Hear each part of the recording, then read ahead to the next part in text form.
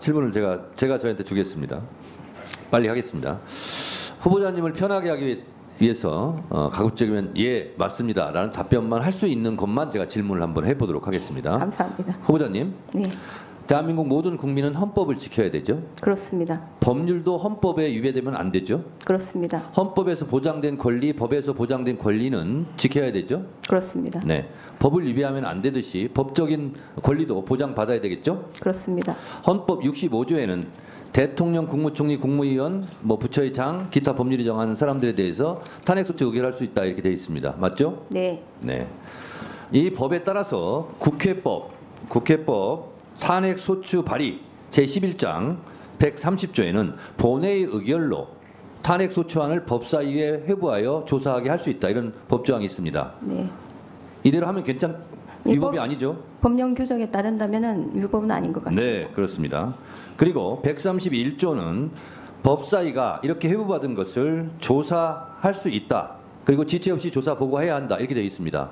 이렇게 해야 되겠죠? 그렇습니다. 회부를 받았기 때문에 네. 90일 이내에 보고해야 됩니다. 네, 자, 그러면 탄핵 조사를 해야 됩니다. 네. 근데 탄핵 조사를 어떻게 할 것인가? 국회법 65조 1항은 중요한 안건이나 국정감사, 국정조사는 청문회를 열 수 있다 이렇게 되어 있습니다.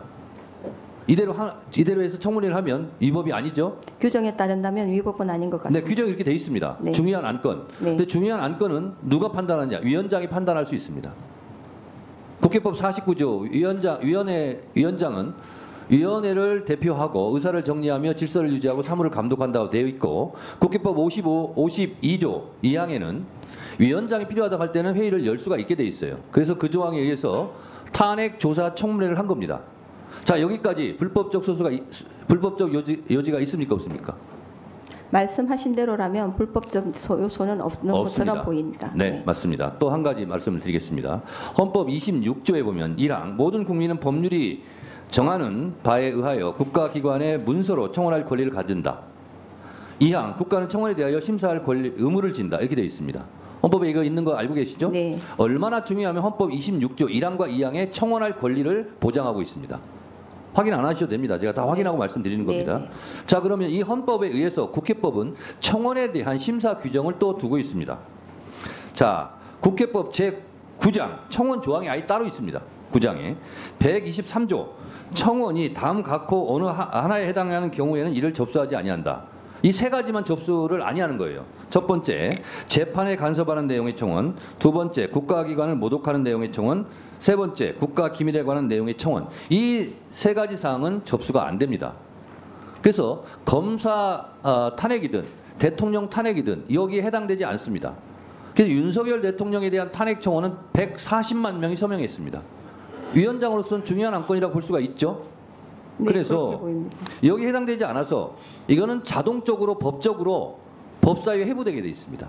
그런데 그래서 죄송하지만 말씀하신 것 중에 국가기관에 대한 모독 부분이 좀 있지 않습니까? 해당되지 않고 그건 이미 판단이 끝났습니다. 끝났습니까?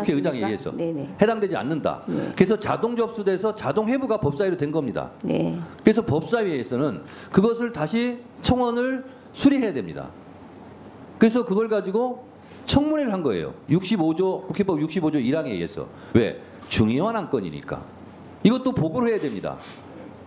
90일 이내에 법적으로 조사해서 90일 이내에 의장에게 보고해야 한다 이렇게 의무조항으로 되어 있어요. 만약에 그 청원에 대해서 법사위에 처리하지 않으면 제가 직무를 유기하는 거예요. 법이 이렇게 되어 있습니다. 자, 여기까지 법적인 절차에 있어서 하자가 있습니까 없습니까? 위원장님께서 말씀하신 대로라면 법적인 하자는 없는 듯이 보입니다. 네, 그렇습니다. 제가 그래서 후보자께 예 맞습니다라는 답변을 할 수 있는 질문만 지금 한다고 그랬어요.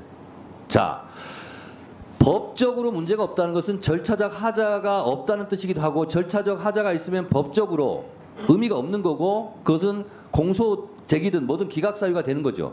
그럴 수 있겠습니다. 그렇습니다.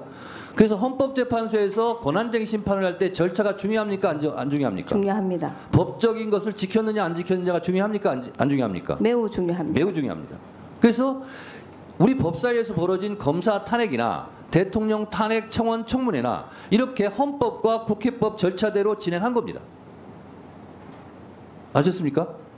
예, 그래서 그런데 그것을 헌재에서 심사를 해보니 그것이 인용이냐 기각이냐는 나중 문제고 헌법과 그리고 헌법에 따른 법률에 의해서 국회법에서 정한 절차대로 대통령 탄핵 청원 청문회든 검사 탄핵 조사 청문회든 법적으로 이루어졌다라는 겁니다.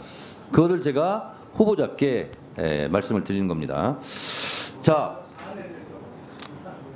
후보자님. 네. 건대 로스쿨 한상희 교수를 조배수 의원이 아까 질문했는데요. 네. 첫 번째 뭐라고 돼 있냐면 검사가 잘못한 부분이 있으면 검찰 자체 내에서 징계를 먼저 해야 된다 이렇게 돼 있어요.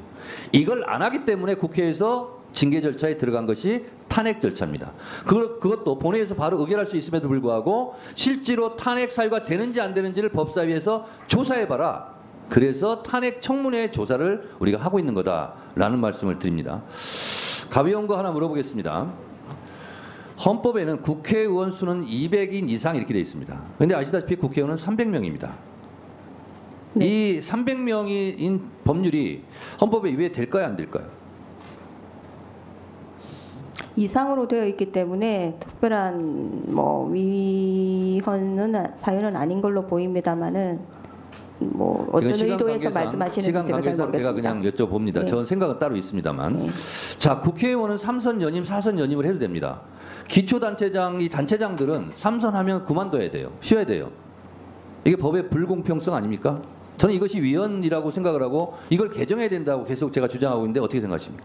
그 부분에 대해서는 국회 입법 형성권에 속하는 영역이라고 생각이 좀 더 듭니다만은 지금 현재로서는 그렇습니다. 자, 그렇게 말씀하셨는데 한마디만 더 드리면 이거는 피선거권에 대한 제한 아닐까요? 누구나 공평하게 누려야 될 피선거권에 대해서 국회의원들은 제한하지 않으면서 단체장들은 제한하고 있다. 그런 측면도 그런 주장도 가능은 할 것 같습니다. 네. 자, 보충 질의를 잠시 주목해 주시기 바랍니다. 구독자분들에게 특별한 선물을 준비했는데요. 제가 항상 여러분들 때 강조드리는 말씀이 있습니다. 이슈와 뉴스만 꾸준히 챙겨보셔도 충분히 돈을 벌 수 있다고 말씀드리는데요. 여기 보이시는 채널의 영상을 보시면 어떤 생각이 드시나요? 그냥 눈에 보이시는 뉴스와 영상만 보시고 아무 생각이 없으신가요?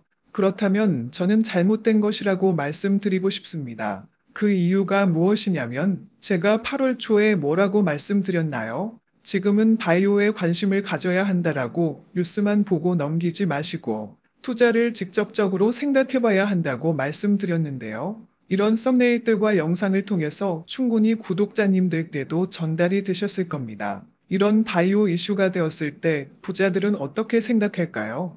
바이오 관련주는 무엇이 있는지, 어떤 종목이 가장 좋을지, 어디에 투자해야 돈이 몰릴 수 있는지 자연스럽게 생각한다고 말씀드렸습니다. 지난번에 구독자분들과 함께하는 주식으로 수익 내기를 진행했었는데요. 100% 무료로 진행을 했고 이 사진을 보시면 아시겠지만 구독이라는 문자 메시지를 남겨주신 모든 시청자분들께 이렇게 바이오 관련주 중에 가장 급등할 확률이 높은 딱 한 종목을 드렸습니다.